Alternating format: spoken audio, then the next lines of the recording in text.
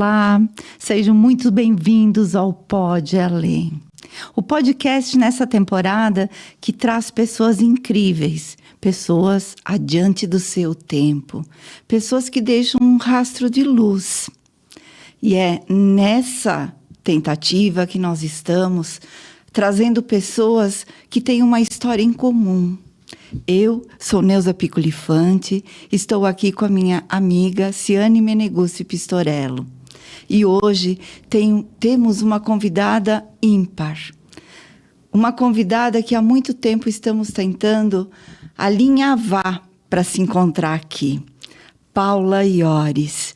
Ela que é psicóloga, minha colega de profissão, organizacional, trabalhou com empresas renomadas aqui da Serra, tem uma trajetória incrível de dedicação ao público também, já foi vereadora, candidata a vice-prefeita, né? Hoje trabalha na Casa Civil, isso, Paula? Isso. Entre muitas outras atribuições que ela vai colocar para a gente. Seja muito bem-vinda, Paula.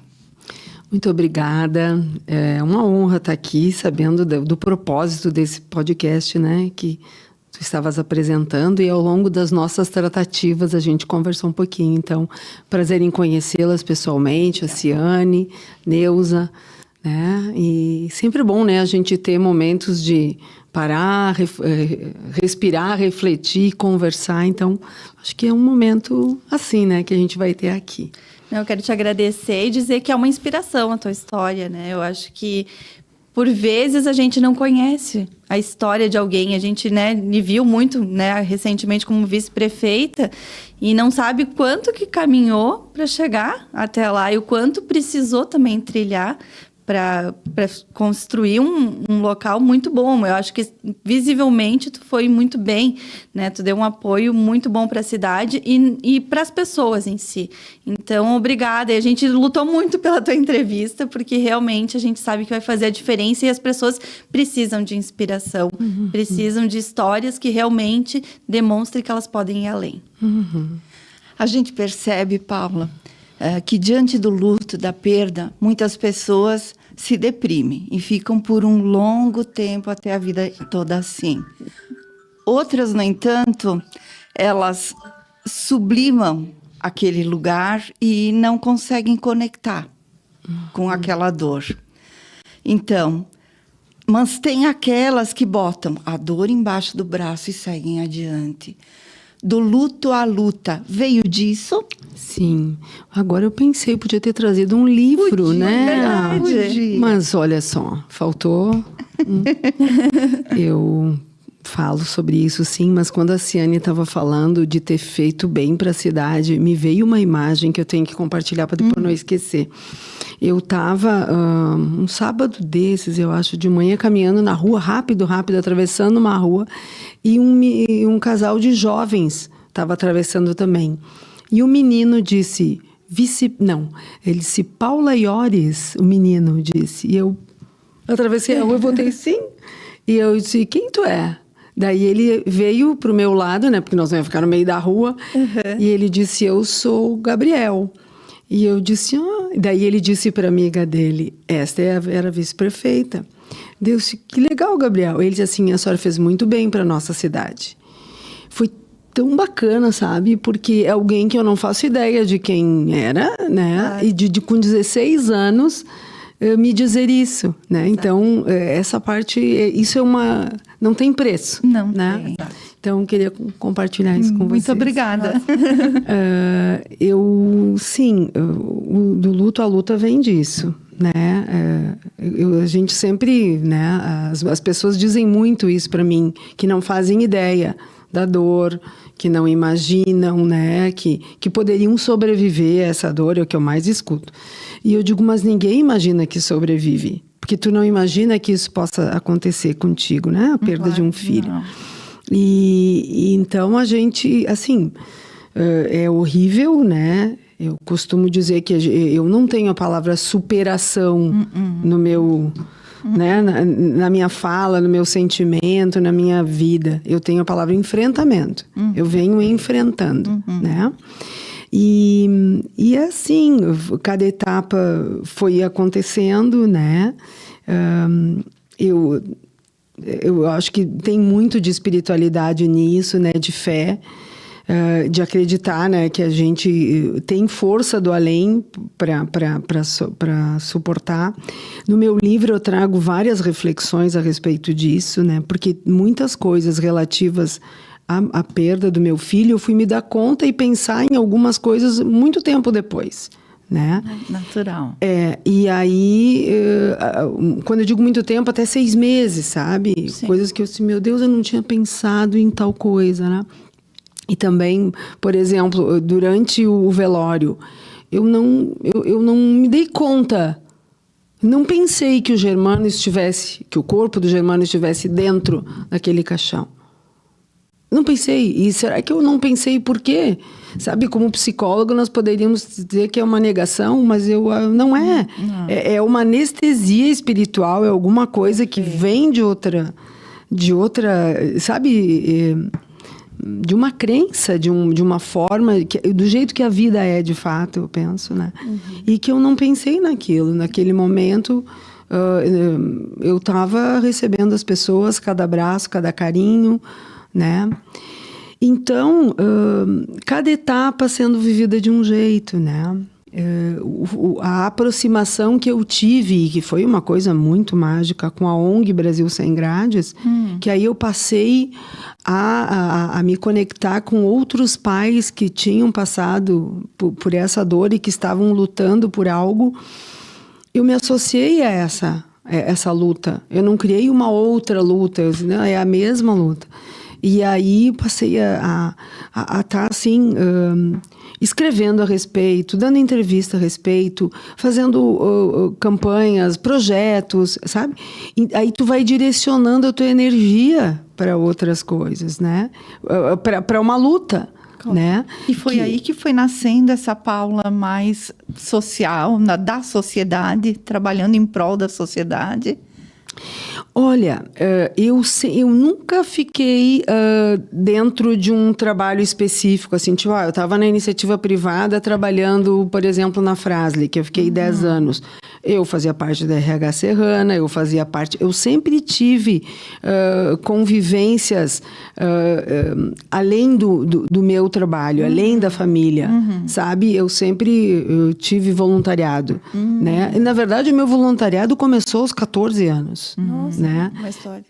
Eu era, e eu digo meu processo de liderança também, porque isso é que te faz, né, falar em público. Claro. Eu fui, vocês conhecem o Rotary, né? A instituição, o movimento rotariano, que é mundial, né? Eles têm um movimento de jovens, que é Interact e Rotaract. Então, até os 15, 16 anos é o Interact, e depois no ensino médio e universitário é o Rotaract. E eu participei disso tudo, né? Eu fui presidente, viajei todo o Brasil. Eu tinha amigo no Acre, em razão do Rotaract e do Interact, né? Na época não tinha WhatsApp, não tinha e-mail, era carta. Eu era a pessoa da rua que recebia mais carta.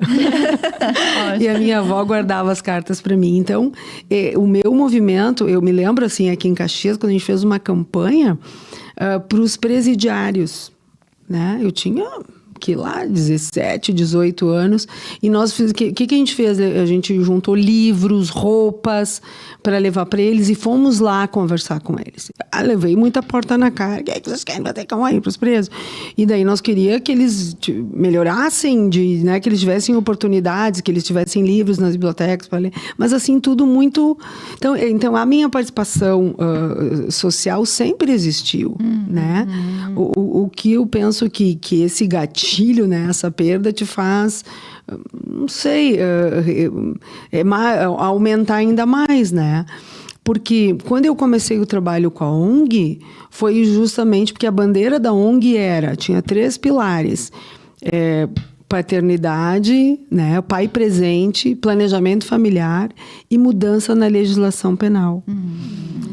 Porque a nossa legislação é muito leniente. né? Não é certo. Hoje de manhã eu estava escutando a Gaúcha, assim, pós-academia, e eles estavam falando, então, de um estuprador que tem 37 pastas com nomes de mulheres e meninas diferentes. Gente, agora ele está preso, mas quanto tempo, entendeu? Claro. Então, eu nunca busquei um processo de vingança para os assassinos do meu filho, mas de justiça, sim. Claro. Certo? Porque a gente faz justiça desde dentro de casa. Quando a gente é educado e faz uma coisa errada, né? A gente tem a consequência. E dando esses limites que a gente educa filhos, que a gente é educado. E o direito penal é para isso. Então, a ONG tinha esses 3 pilares, eu me associei à ONG, mas nunca tinha pensado em entrar na política. Né? Nessa época eu trabalhava no círculo, né? Eu atuei muito tempo na indústria, atuei 13 anos na saúde, né? E assim, trabalhar na saúde todos deveriam trabalhar, né? Para a gente entender o que é a dinâmica da saúde, né? Ou da falta de saúde. Então foi maravilhoso eu trabalhei no Círculo Operário Caxiense, entrei como psicóloga, depois assumi o RH e depois fui diretora do hospital, né? Então sempre. E aí eu nem imaginava entrar na política. E aí a ONG me provocou no sentido, Paula, a gente tem que ter alguém em Brasília para defender essa questão da legislativa. Então, quando tu citaste candidata, sim, eu fui candidata a deputada federal, foi aí que iniciou a minha trajetória na política. Legal, bom. E me diz assim, existe essa questão da política, se não tivesse acontecido, tu acha que tu se encaminharia em algum momento? Ou realmente foi em busca pelo que aconteceu para que não aconteça com mais pessoas? Esse que é o teu ideal? Ou tu acha que em algum momento, já que trabalhava nos projetos sociais, já tinha muita liderança, também chegaria o momento de ir para a política? Eu acho que não. Não. Porque eu era uma pessoa que eu não suportava ler a página política, sabe? Quando eu leia o jornal, eu passava adiante essa página. Tanto que quando o pessoal da diretoria da ONG me disseram, olha, Paula, a gente estava lá em Porto Alegre numa atividade no Parque da Redenção, buscando assinaturas para medidas, para endurecimento, né? Nós estávamos trabalhando nos nossos projetos. E aí a gente teve reunião essa semana e nós pensamos que a gente tem que ter uma representatividade em Brasília. Eu falei, ótimo, também acho. Eles sempre diziam, mas nós pensamos em ser tu. Eu falei, capaz? Eu estou no super bem no meu trabalho e tal, né?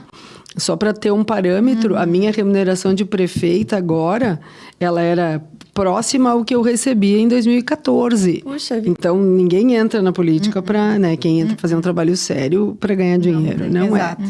Então, eu estava bem no meu trabalho, né? E aí, quando ele me disse isso, eu disse, meu Deus, né? Mas só que assim, me provocou. Sabe? Aquela coisa de uma grande dor te faz ter um grande desafio também, né? E eu disse, mas vamos supor que sim. O que eu tenho que fazer? Eu não fazia ideia.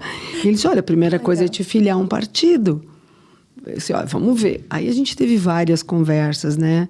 Eu e meu marido, meu filho, Guilherme, né?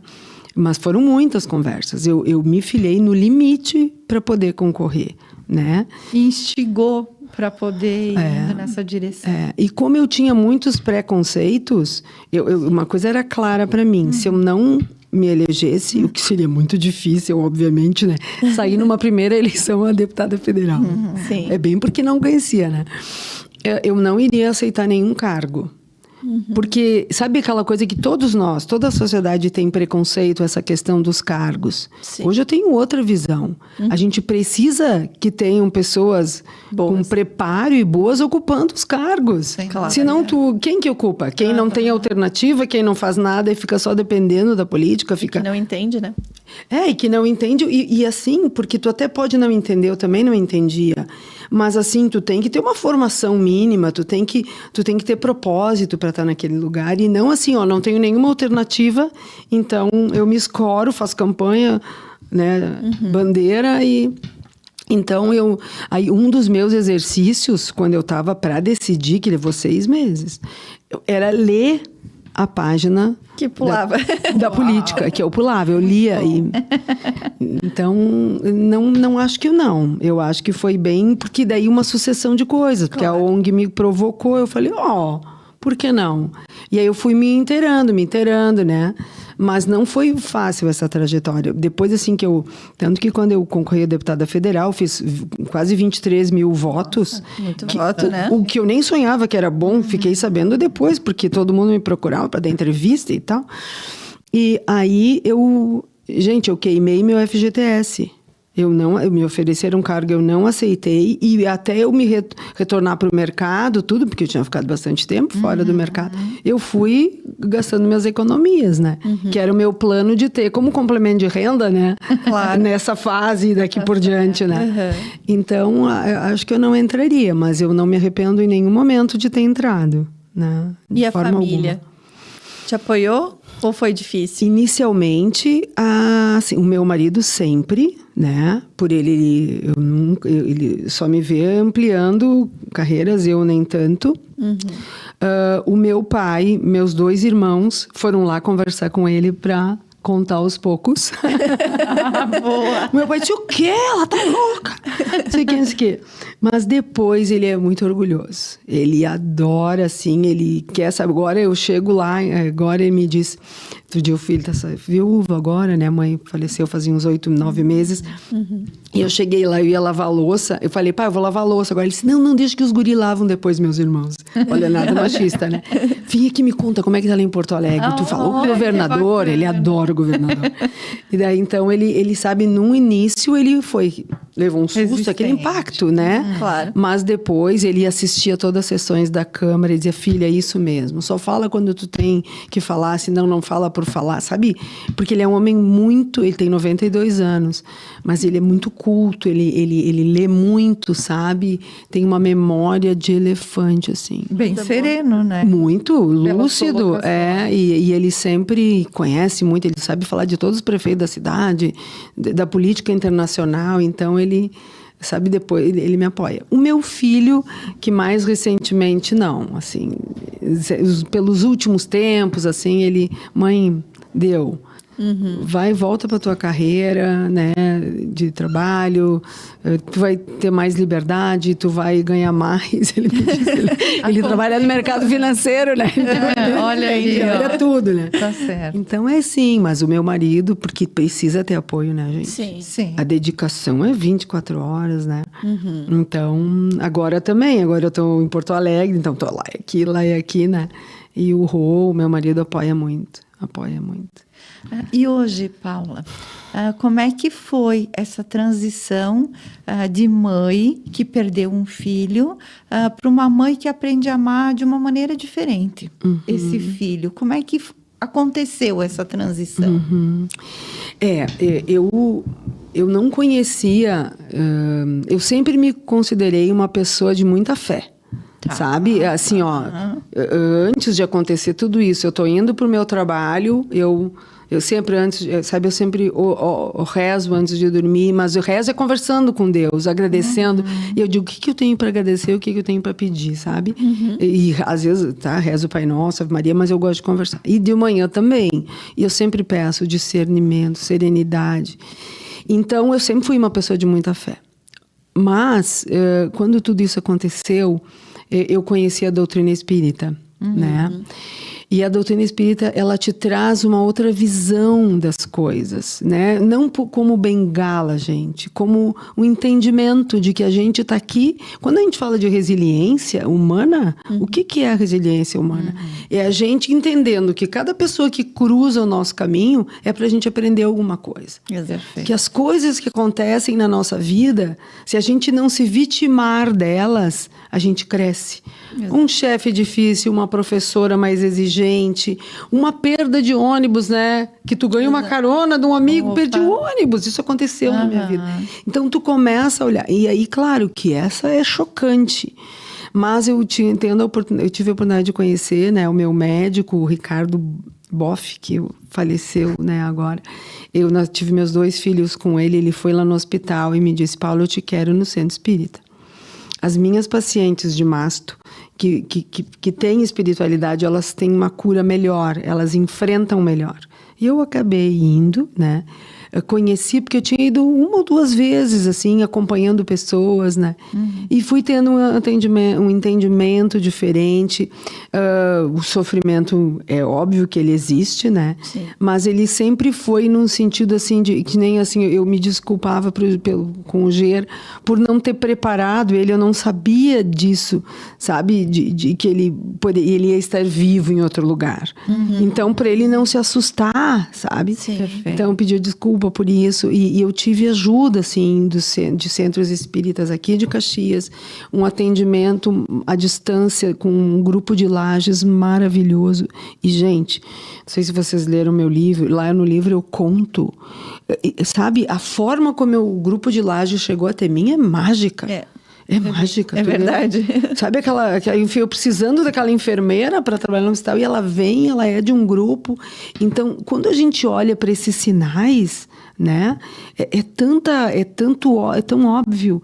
Então, essas coisas foram me fortalecendo, né, foram me fazendo perceber que o Ger veio para aquela etapa de vida, né. Imagina assim, o Germano era um menino altamente alérgico. E era um sofrimento nos dias quentes, sabe? Um sofrimento. E eu me lembro, tu leu também no livro, que num 25 de dezembro de 2012, né? Porque ele foi assassinado no dia 24 de janeiro de 2012. E no 25, lá do final do ano, estava um calor horrível, horrível. E eu pensei, o Ger não está mais sofrendo, porque ele sofria muito com o calor. Então, eu acredito, sabe, que é muito difícil, assim. As coisas que são difíceis é encontrar os amigos dele, né? A gente vê, assim, As etapas que tu não viveu, sabe? Sim. Os amigos na faculdade, os amigos, né? E isso a gente é muito emocionante. Mas... sabe, acreditar que ele veio por aquele período, que isso faz toda a diferença. Faz toda a diferença. Foi um estudo, É muito estudo. E assim, escrever. Este livro, ele foi me salvando, porque eu botava ali. E tão bom reler, porque eu levei 10 anos para escrever. Então, é um período, né? De transformação e de volta, e de vai, e de volta. E quando eu relia, eu revivi, eu tive sonhos que eu não lembrava, mas eu tinha registrado. Então, eu sempre digo para as pessoas, escrevam. Porque o que a gente não escreve, a gente esquece, né? Então, lutar pela justiça é além da justiça ligada à criminalidade, é procurar um mundo melhor, né? E nós, nessa formação da psicologia, naturalmente a gente vai sempre assim, ó, qual é a causa das coisas? Não adianta a gente trabalhar só no efeito. Claro. A gente precisa olhar as causas, né? Então, quando eu tô ali na prefeitura, eu adorei ser vice-prefeita, gurias. Adorei. Uma experiência incrível. Maravilhoso, eu digo sempre. E aí as mulheres, né, me cobram. Por que tu não foi prefeita? Eu falei, porque eu não sabia ser prefeita, né? eu vim da iniciativa privada, não tenho a experiência para ser prefeita. E eu digo, o meu juízo, minha responsabilidade é maior do que a ambição de poder e tal. E eu combinei desde o início com a Adiló, quando ele me convidou para ser vice-prefeita, que eu queria ser uma vice-prefeita atuante, né? Eu não ia ser uma vice decorativa, né? Eles brincam comigo até hoje, que eu dizia nas falas, eu vou ser a vice, e eu fui. Exato. Sabe? Eu fui. E nunca tirando o lugar dele, nunca desrespeitando, sabe? Sempre respeitando a pessoa, o cargo, o poder discricionário que é do prefeito. Claro. Na Constituição, o papel da vice é substituir o prefeito. Isso aí. Eu não. É muito distante, Não, fez muito né? além. Eu fiz muito além, eu me envolvi em projetos sociais, o plano de governo era minha responsabilidade, sabe? Então, eu adorei, eu conheci muita coisa. E isso foi importante. Em dado momento, eu estava pensando em não continuar. Né? Por coisas assim.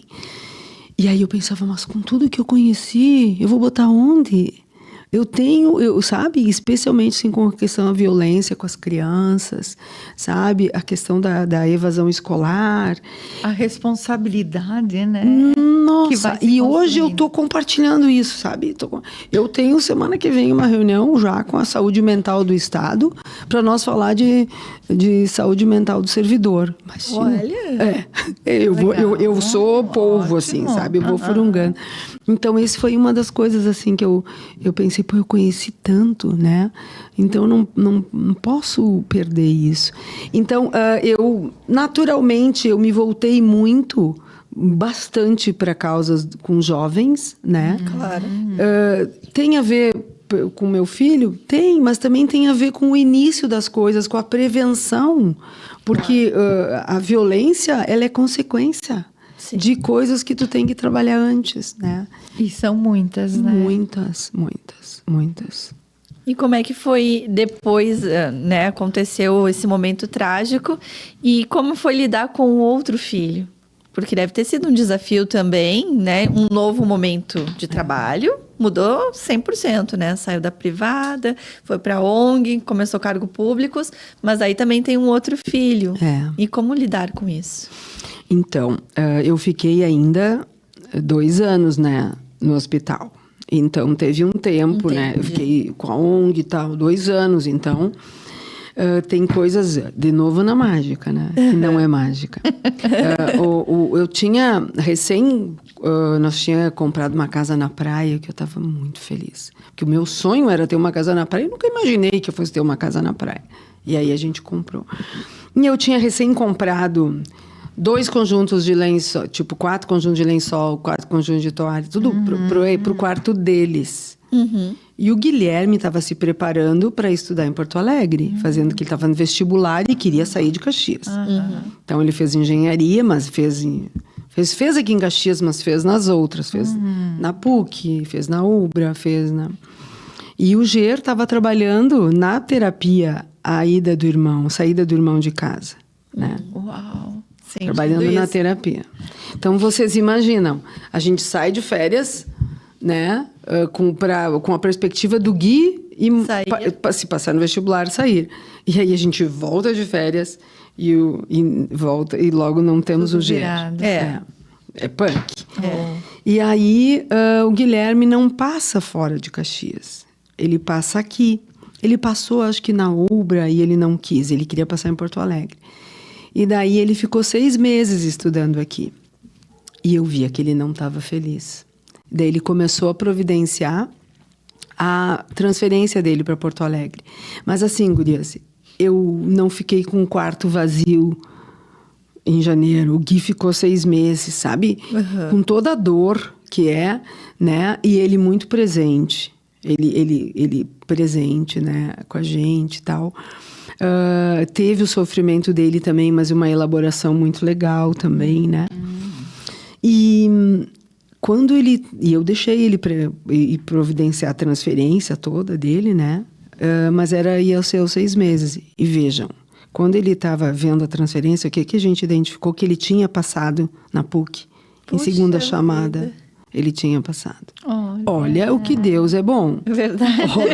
Olhem o que Deus é bom. Puxando. E daí foi, né? Foi esse período. Daí, no início, ele morando lá, ele vinha sempre pra cá, tal. Ele foi o primeiro a ir a Porto Alegre. Ele foi. Sim. Eu continuei morando aqui, tudo, né? Ele foi, né? A gente providenciou aluguel, tudo. Ele foi morar com amigos lá, tal. E teve, assim, um período que daí eu fiquei sabendo, não lembro bem como é que foi, que ele estava... mãe, tá pesado. A minha cunhada me contou que um dia ele desabafou que estava pesado o jeito que eu estava, né? Eu acho que eu estava passando por um momento bem difícil. E daí eu falei com uma terapeuta, assim, eu fazia algumas visitas, assim, eu não tive uma terapia continuada. E daí ela disse, conversa com ele, né? E aí a gente foi para um parque em Porto Alegre e disse, filho, tudo que a mãe viveu, eu quero que tu saiba que eu tenho força para ti também, sabe? Não pense que tu tem que me cuidar. Eu sou a mãe e eu que te cuido. Que lindo, eu sei que tu é Ele é um guri, ele é tipo eu, assim, sabe? Encara as coisas, enfrenta, mas ele não é filho, ele é filho. Exato. E eu disse, e vamos falar sobre o Ger? Daí ele me contou os sonhos que ele estava tendo. Nós lá na Praça da Encol, não sei se vocês conhecem. Sim. E aí a gente foi caminhando até a praça e sentamos lá e conversamos. Nem sei se ele lembra disso. Mas eu disse, ó, filho, a mãe... eu sofro porque eu sinto falta do Ger. Claro. Mas eu tenho força para encarar tudo. Então tu conta comigo, sabe? Isso foi bem importante para mim. Claro. Né? E pra ele certamente. Né? Continua construindo tuas asas, meu filho. É, isso aí, Então, mas assim, eu digo que Deus é bom em ter me dado 6 meses, né? Claro. Precisava. Pra gente precisava. ficar junto, assim, com ele em casa e tal. Agora, tem outra parte, gurias, que é punk, assim. Quando ele estava junto com nós, era depois que ele foi a Porto, então ele vinha encontrar nós para ir à praia, nós estávamos em Porto Alegre. Era difícil. Porque, assim, nós os 3 no carro, faltava um. Nós os 3 na mesa, faltava um, sabe? Isso é punk. Isso é punk. É punk. É uma ausência sem medida, né? Então, é assim, é sofrer o luto, chorar, escabelar, escrever, né? Mas eu sempre fui enfrentando etapas, Claro. né? A família toda junta, me dá a impressão, Sim. né? Alguém segurava a casa de pé em alguns momentos. Mas vocês se revezavam nisso, pelo que me parece, Paula. Eu sou mais de falar, né? Os dois, o Rogério e o Guilherme, silenciosos. O Rô dificilmente falava. E quando falava, quando chorava, me pedia desculpas, né? Então, para ele é mais difícil. Quando ele não fala, é difícil, né? Sim. E eu falava, eu escrevia, né? E a família toda sofreu muito. Por exemplo, ontem a gente fez um churrasco na minha casa e tava meu pai, meu irmão, minha sobrinha e um casal de amigos que são irmãos. E a gente disse quanto tempo que a gente... Porque todo churrasco era na nossa casa. Porque eu tinha meu sogro e minha sogra que moram no mesmo terreno, daí a gente fazia lá em casa porque eles estavam juntos. E nós fazia, o meu marido gosta, então, sabe? Então, reunia as famílias todas na minha casa. E depois que a gente ficou sem o Ger, a minha cunhada dizia, a gente evita vir aqui. Porque quando a gente está indo para lá, as gurias dizem, mãe, o Ger não vai estar. Todo mundo sofria. Claro. Então, a gente reduziu os encontros de família, sabe? Até, daí depois a minha mãe não tinha mais mobilidade para subir a escada. Então, todo mundo sofre muito, né? A Fábia é a Dinda dele, né? Então, a gente passou a se reunir menos, sabe? Para se restabelecer, cada um do seu jeito. Não foi por briga, por nada, foi para se proteger, né? Claro. E as datas, por mais que a gente tente fazer que elas mais um dia, na prática não é, né, gente? Na prática, no Dia das Mães, a gente sente. E uma coisa que me chama a atenção é que nos primeiros dias das mães e nos primeiros dias 24, eu conseguia lidar melhor do que depois de um tempo, porque eu estava forte, enfrentando que era uma data normal, mas depois a gente relaxa.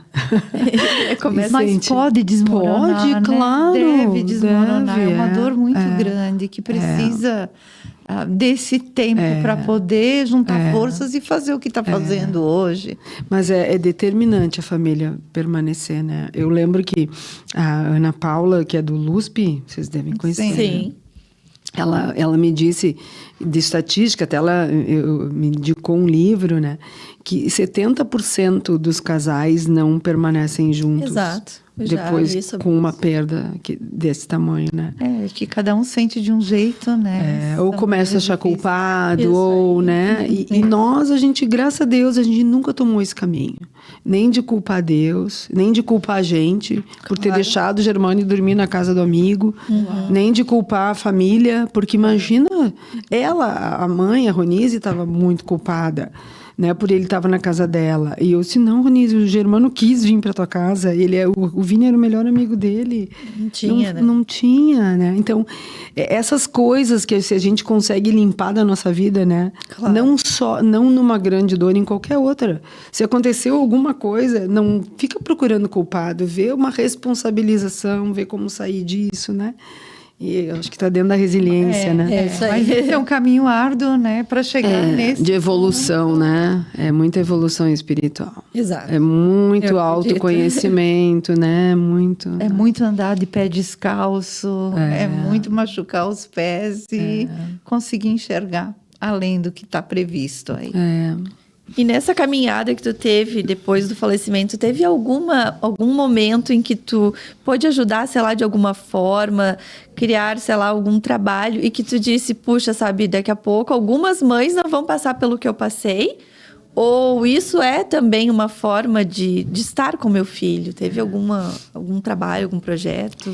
Eu acho que uma forma que eu ajudei, que eu me lembro, assim, falando, daí talvez falando eu vá me lembrando, foi porque, assim, quando acontece isso com a gente não conhece nada. Então, tu não sabe os termos, sabe? Tu não sabe o que fazer.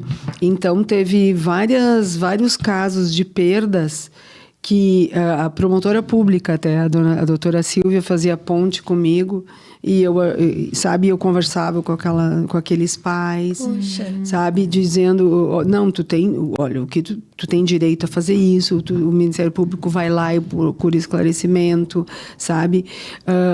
Por exemplo, recentemente, uma das nossas promotoras aqui do crime, ela tinha me pedido onde encontrava meu livro, eu disse, e depois eu fiquei sabendo que ela estava comprando para dar para mães. Poxa. Que tinham perdas de forma violenta. Daí eu fui visitar ela no Ministério Público, no Ministério Público, e levei alguns livros para ela doar, né? Eu mandei para o Mato Grosso através de uma amiga que foi trabalhar também no Ministério Público, porque eu sei que as mães perdem. Então, uma das formas que eu sei que eu ajudei foi com informação, porque informação é tudo, gente. Claro. Sabe? Porque tu não tem mais como trazer de volta. E tu saber como lidar com uma situação é uma parte do caminho, né? Caminho. É um caminho, não traz nada traz de volta, né? Claro. Então, com muitos pais a gente sentou, conversou.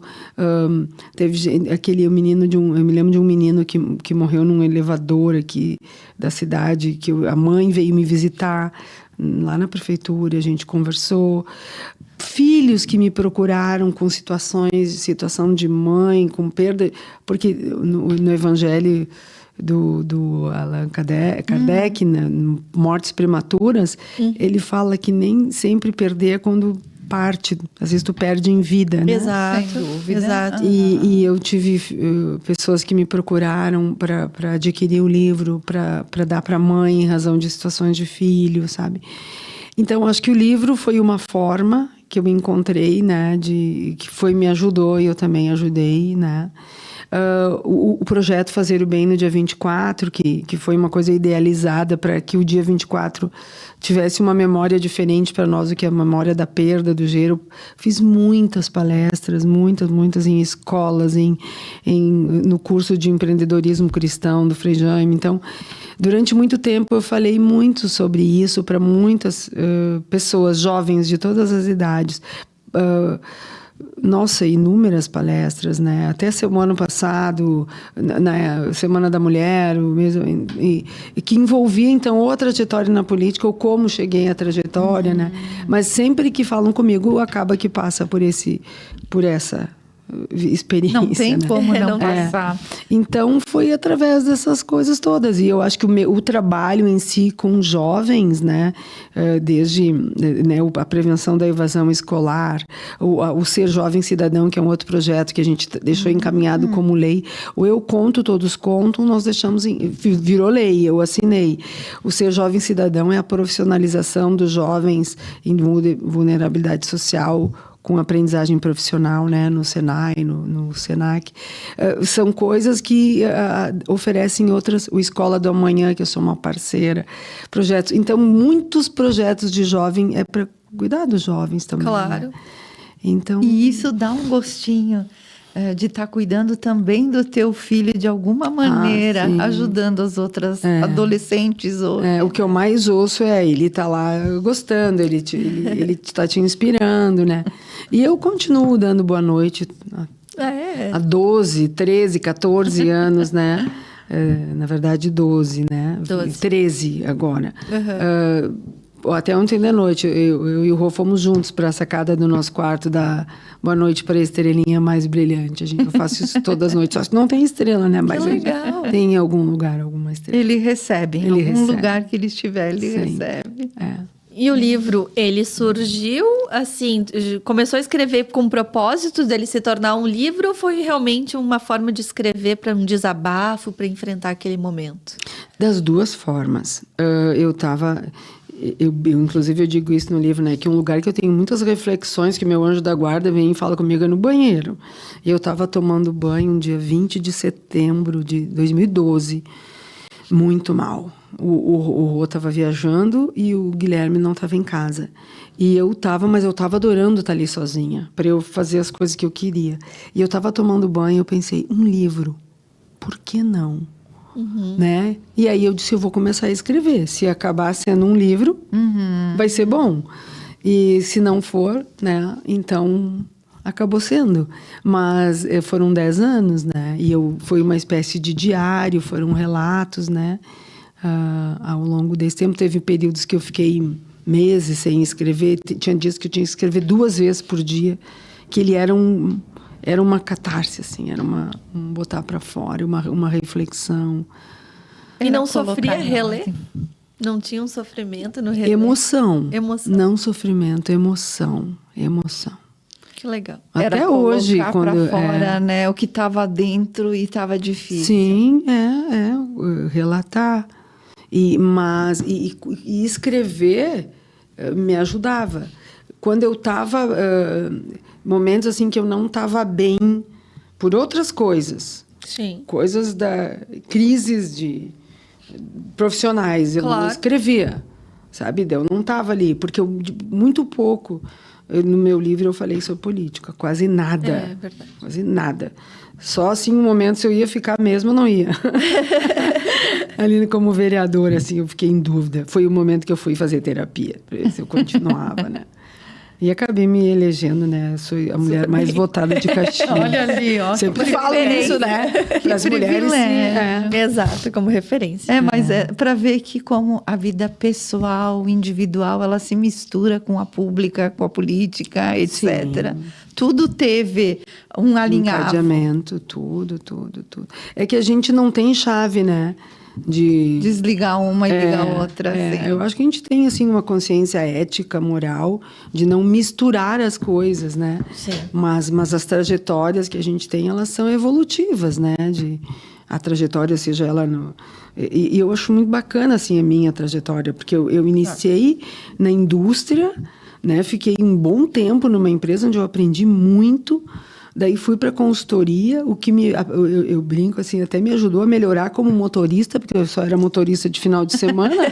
Aí quando eu fui para consultoria, eu tive que viajar na região, eu só estacionava o carro quando tinha 2 vagas. Ou na esquina. E desviava de morro. Depois eu comecei a enfrentar tudo, né? Boa. E depois na saúde, maravilhoso, assim. Imagina só, gurias, que o Germano foi encontrado na sexta-feira, né? Teve o velório no sábado e terça-feira eu estava no trabalho, né? Tamanha o aconchego que o hospital significou. Até hoje eu vou naquele hospital, eu tenho amigos lá. Né? Então, eu falo isso em momentos que eu estou com palestras. Né? Hoje a gente está falando dos riscos psicossociais. É verdade. Então, gente, o que é para a gente amenizar isso? São ambientes de confiança. Exato. Sabe? Eu me lembro, eu tenho um orgulho eu ouvi muito das pessoas que trabalharam comigo, que trabalhar comigo não significava não ter assim no domingo de noite aquela depressão da música do Fantástico. Exato. Porque iam para o trabalho com vontade de ir, sabe? Então, e o hospital, então eu conto assim, para vocês terem uma ideia, 2, 3 dias depois de eu nós ter cremado meu filho, eu estava num ambiente de trabalho de tão feliz que era esse ambiente. Esse né? pertencimento, essa acolhida que tinha ali. E era importante naquele momento. Claro, com certeza. E agora que você está na Casa Civil, qual que é o teu desafio? Como é que é esse momento para ti? Como é que tá né? Aonde o Germano, de alguma forma, não só o Germano, acho que o Guilherme, a gente que é mãe de mais de um filho, a gente não se espelha só em um, né? Como é que eles também influenciam esse novo cargo? Aliás, a pergunta que tu fez antes, né? Eu acho que uma coisa que eu não disse, assim, é determinante a gente reagir tendo um outro filho. É muito importante. Acho que é importante, né? Olha, é muito importante. Sempre quando alguém me conta, eu digo, e tu tem outro filho? Essa pergunta sempre vem. Quem não reage sufoca.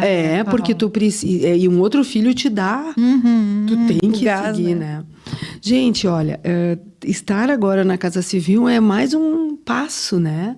De amplitude. Claro. Então, agora, quando eu penso um assunto, eu nunca fui de pensar assim, dentro da caixa. Sempre fui de pensar mais amplo. Então, o desafio de integrar secretarias no município.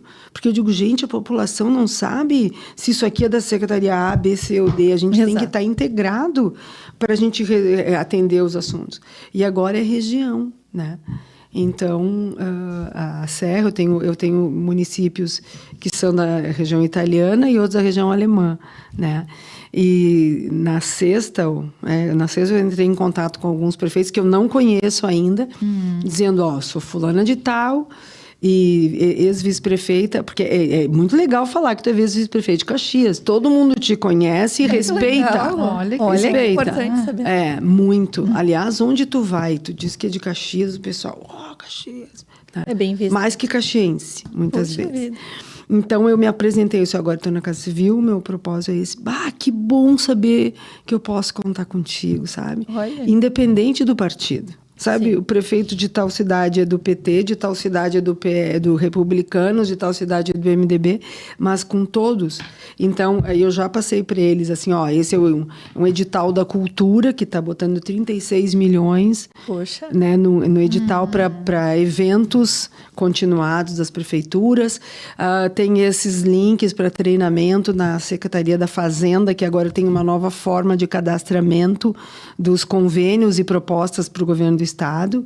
Então, nós fazer link lá do Estado com os municípios. Assim como Muito tem bom. a ampliação do apanhador, que é uma coisa que se espera há muito tempo. É verdade. Porque o apanhador está sufocado, o crime acontecendo lá dentro, né? De lá de dentro, porque não dá para, né? Então, agora, eu também eu faço esse mestre. Eu já fazia como vice-prefeito. Mas agora no Estado, então, ligando hoje, a reunião envolve a construtora e secretarias da prefeitura. Segunda-feira... Não, dia 9, quarta ou quinta-feira, tem outra reunião lá em Porto Alegre. Então, o desafio continua sendo esse, sabe, Ciane? De fazer pontes, de integrar pessoas, áreas e de mostrar que a política deve ser um lugar de realizações sadias, estruturantes, de muita união com o privado, sabe? E eu faço toda essa conexão sempre. Isso é bonito, né? E é difícil também num primeiro momento, né, Paula? Eu não foi tanto, porque eu vim, né, do privado, eu conhecia mais o privado do que o público, então eu sempre fiz essas pontes.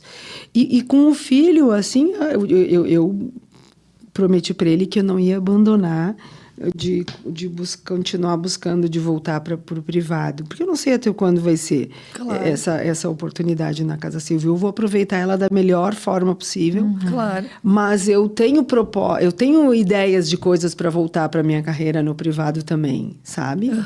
Então, especialmente trabalhar mulheres para espaços de poder, Claro. né? Porque foi o que eu mais fiz toda a vida. Né? Exato. Antes de eu trabalhar, antes de estar na política, eu atuei em formação de lideranças. Muitos anos. Eu trabalhei com grandes empresas aqui, como tu citaste, né? Foram 6 anos com a Marco Polo, formando lideranças. De 98 a 2020, formando lideranças na Tramontina, em Carlos Barbosa, sabe? Então, e outras também, né? Mas eu quis citar 2 empresas relevantes, que têm um nome importante no país, né? E fora do país. E então, daqui a pouco, né? Porque a mulher faz toda a diferença no local de trabalho. Sem dúvida. Né? Eu não digo que ela seja mais importante que o homem mais importante que a mulher, mas a nossa característica é de fazer ponte, é de fazer conexões. E para a gente poder melhorar os ambientes de trabalho, considerar assim, a importância da confiança. Né? O que é um ambiente de transparência? É um ambiente de verdade, é um ambiente que a gente tem confiança para falar o que sente. Claro. Né? Caminho de duas vias, e penso que o feminino, não é que seja só uma característica das mulheres, mas Não, o feminino. mas é mais. Então, o desafio com o filho é fazer bem feito o que eu estou fazendo, mas também ter um olhinho Para ele. pro privado. Pro privado. Para ele. Ele não quer mais. Não, ele é assim, mãe, faz a pergunta mais objetiva, por favor. Já tá Não, nessa mas fase. eu adoro estar com ele, né? Eu tenho 2 netas caninas, por enquanto. Mas eles pretendem ter filhos, né? A minha nora faz residência em psiquiatria, então tá muito envolvida. E aí, quando ela passou na residência, eu falei, mais perto do meu neto. Conforme avança, porque eu também quero, né? Tô louca por Curtir ser o vó. neto. E até na tua trajetória política, o que a gente vê sempre voltada de alguma forma, da cultura para a sociedade não se Sempre. marginalizar. Preocupada desde o início da tua carreira também com a questão de ressocialização dos presos. Agora também querendo expandir, né, apanhador. Por quê? Porque um ambiente melhor é menos marginalidade. Então, na tua história, pelo que a gente vê, tá preocupada muito nessa parte. Vem o falecimento do Germano e te joga ainda mais para isso. De acordo com né, que tu acompanha o espiritismo, tu acha que tem alguma ligação isso? Tu veio para, de alguma forma, ajudar a sociedade a se ressocializar? Só pode, né? Só pode. Porque é da evolução humana, né? Tu não perceber que tu não pode lidar só com o efeito das coisas, né? Tu precisa atuar nas causas. Agora, uma outra construção também que eu estou participando e que eu provoquei e que eu já fazia também, o que está agora se falando dos 10 feminicídios do final de semana de Páscoa. Isso aí. A gente precisa fortalecer a mulher, sem dúvida alguma. Né? A gente, tanto que a gente vê que o feminicídio está muito associado a não ter medida protetiva, então a gente tem que ampliar a divulgação. Mas tem 2 pontas a serem trabalhadas. É o agressor, porque quando tu tem que trabalhar o agressor, ele não é um criminoso, ele é uma pessoa doente, né? Sem dúvida. Uma pessoa... claro que tem crime no meio disso, tem, né? Sim. Mas eu não estou dizendo para tratar como coitadinho, mas tem que tanto que nós temos o projeto Hora em Caxias, né, que tem desde 2014, que o índice de reincidência dos homens que são acompanhados é mínimo. Perfeito. E o outro ponto é a prevenção, né? Trabalhar as masculinidades, trabalhar o respeito, trabalhar... por exemplo, eu contei para vocês, né, que o meu pai disse, não, deixa que os guri lavam, né? E tu vem me contar como é que foi Porto Alegre. É raro ter um pai que não vê a mulher fazendo atividade, né? Um pai ou um homem, né? Concordo. Então, eu tive a sorte de ter isso. O meu irmão brinca, assim, ele disse até esses dias. Elas iam ver as amigas, eu tinha que lavar louça. Eu falei, nada a ver. Cada um tinha a sua atividade. Eu tirava o pó, porque a Nana era alérgica, a Nana lavava o banheiro e eu lavava a louça. Então, cada um com a sua função. Então, a gente precisa trabalhar a prevenção disso, para ir criando porque é estrutural isso. É verdade. É muito estrutural e é milenar, né? Isso, gente, o Estatuto da Mulher Casada é de 1962. É verdade. Que é quando o homem não pôde mais bater na mulher. Sabe? Senão ele podia bater na mulher, que nem bate em criança. Né? E foi ontem, é ontem. É a minha idade, eu sou de verdade. 62, sabe? E por isso que eu gravo, porque eu não sou boa em gravar data. Então, a gente precisa trabalhar na origem das coisas, sabe? Então, quanto mais a humanidade perceber isso, e é uma pena, né? Porque a gente está as redes sociais que poderiam ajudar a educar, elas estão prejudicando tantas coisas, né? E de puxar para desinformação, para fake news. Então, a gente precisa, assim, se dar conta disso. E cada um que se dá conta, fazer um pouquinho, né? Fazer um pouquinho. para mudar esse E cenário. ajustando esses pontos desamarrados que vão ficando e que vai piorando, né? Vai piorando a sociedade, vão piorando as pessoas, vão se distanciando, vão indo de uma maneira inversa ao que realmente tem que se propor. Porque se tu não procurar olhar os dois lados, né?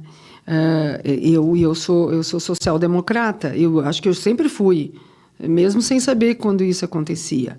Porque tu precisa proporcionar que as pessoas se desenvolvam. Quando a gente estava falando de não se ver como vítima, não achar culpado, é isso.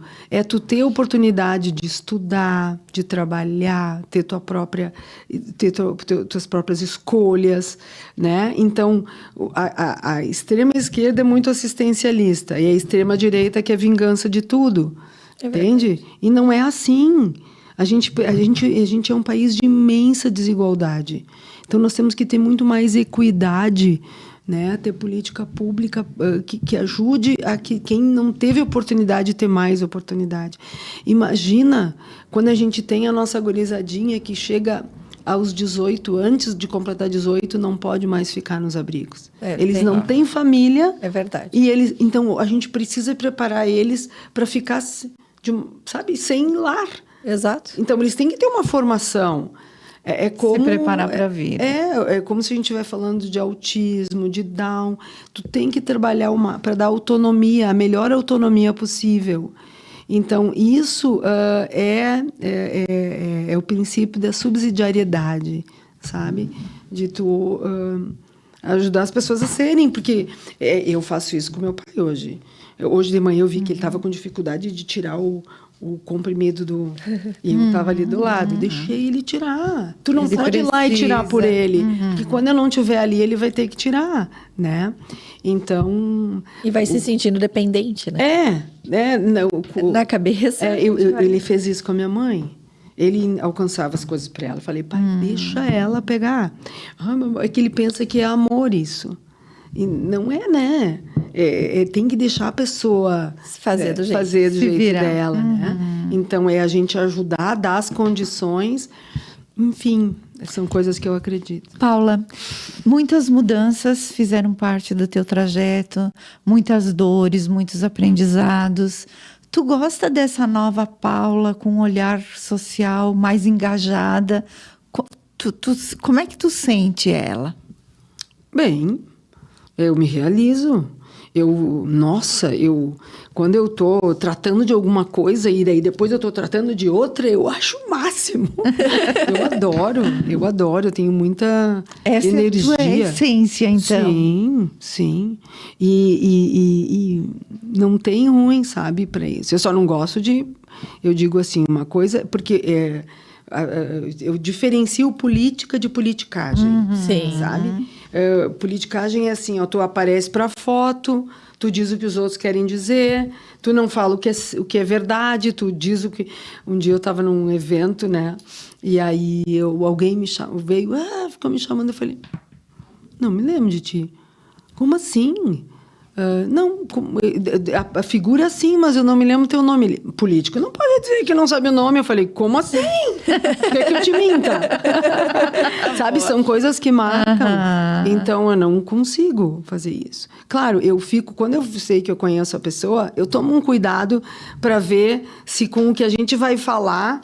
Eu descubro, eu recordo. Acho que todo mundo faz isso, né?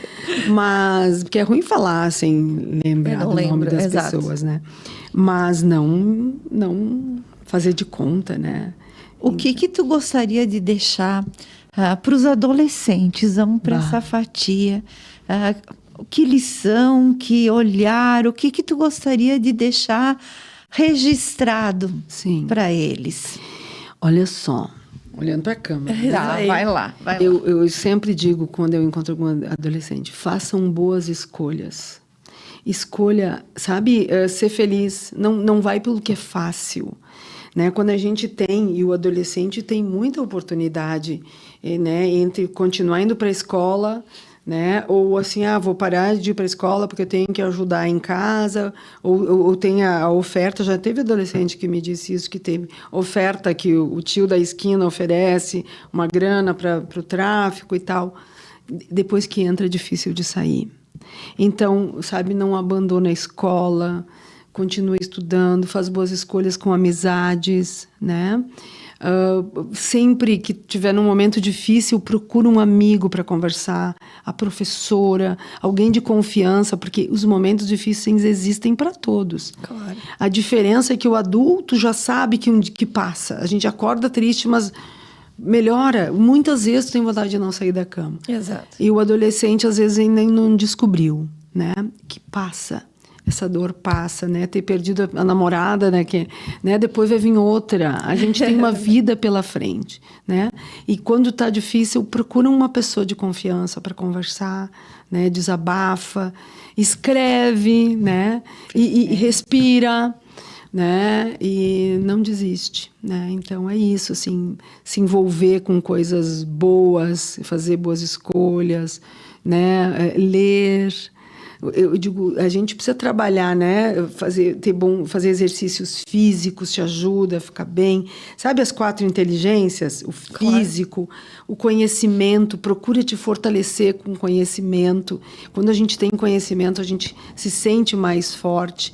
Ter boas relações. Não precisa ter volume, mas amigos de verdade, né? Que aí é o emocional. E Deus, sabe? Quando está mais difícil ainda, pede ajuda para Deus. Ele sempre atende. Muito lindo. Eu não vou lhe pedir para falar para as mulheres ou para os pais que perderam, porque eu acho que tem pessoas que também perderam, sei lá, um relacionamento, um negócio, e por vezes não sabem superar.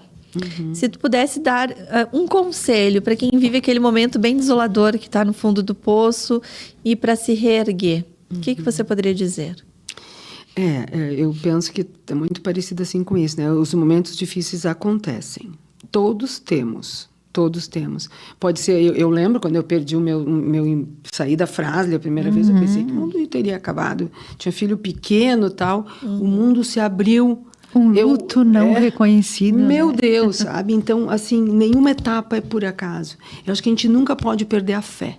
A primeira coisa é essa, assim, sabe? É pedir ajuda para Deus para entender aquele momento. Por que esse momento está acontecendo comigo? Né? Me ajuda a sair dele, sabe? Deus é o principal companheiro da gente, sempre.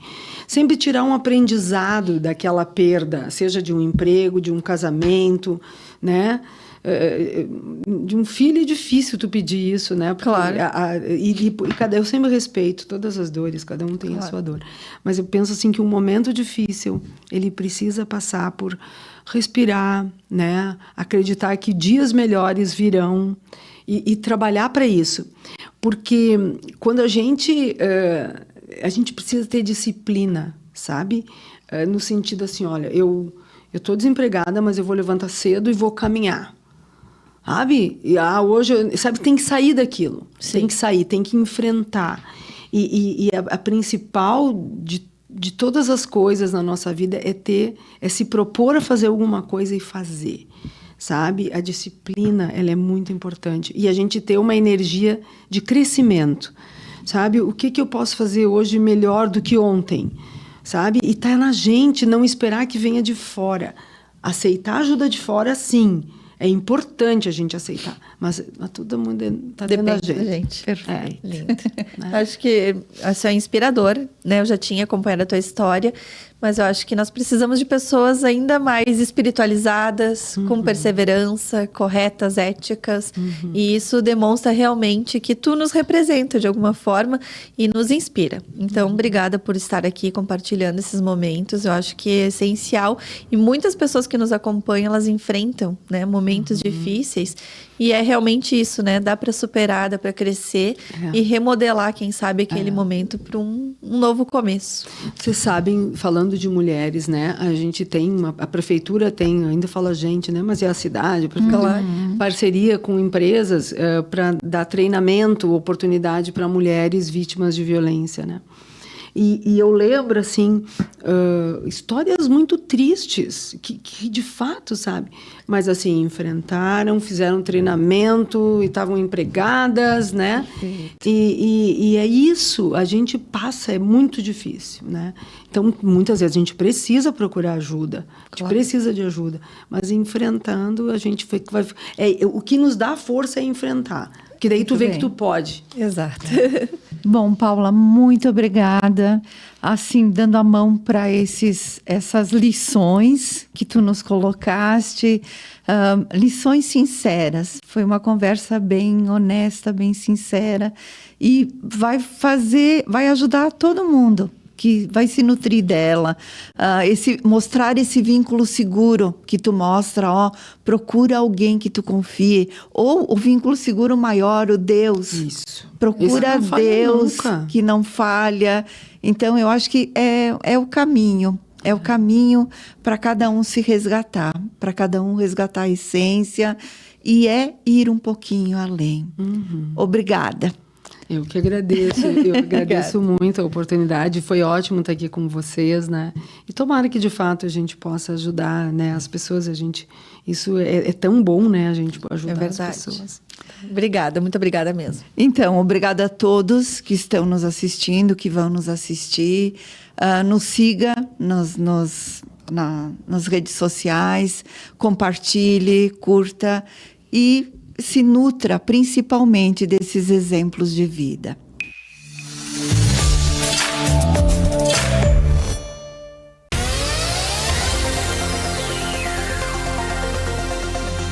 Acompanhe a TV Serra Farroupilha pelos canais 26 e 526 da NET Claro, no Facebook TV Serra Farroupilha, no canal do YouTube TV Serra Farroupilha e pelo nosso site www.tvserra.tv.